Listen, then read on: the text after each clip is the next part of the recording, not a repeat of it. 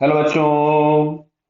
यहां लिखा गया है particle is projected at an angle 30 degree with the horizontal with velocity 10 meter per second then clear. तो अब इसमें एंगल और ये सारी चीजें पूछी गई, तो सबसे पहले हम लोग क्या करते हैं, इसका टाइम ऑफ फ्लाइट फाइंड कर लेते हैं, फिर आगे की बात करेंगे। तो यहां से अगर हम टाइम ऑफ फ्लाइट की बात करेंगे तो ये आएगा आपके पास 2u sine theta by g. Clear है।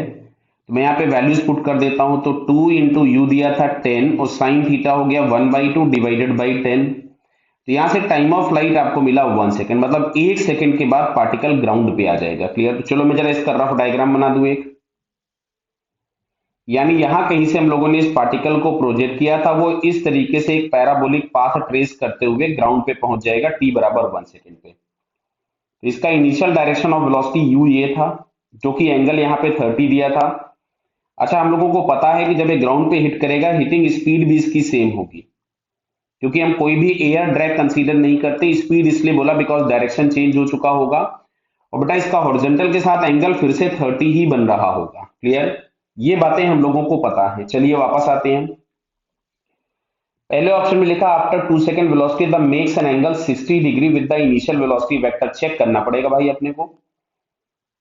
आफ्टर 2 सेकेंड, तो 2 सेकेंड की तो बात ही खत्म हो गई भाई। यहाँ पे 1 second he time of flight है, तो 2 सेकेंड की बात खत्म हो गई। क्लियर है। चलिए आफ्टर 1 सेकेंड बोला गया, तो 1 सेकेंड में चेक करते हैं जरा हम लोग इसको, मतलब इनिशियल वेलोसिटी का ये डायरेक्शन है और जो फाइनल डायरेक्शन ऑफ वेलोसिटी है वो ये है।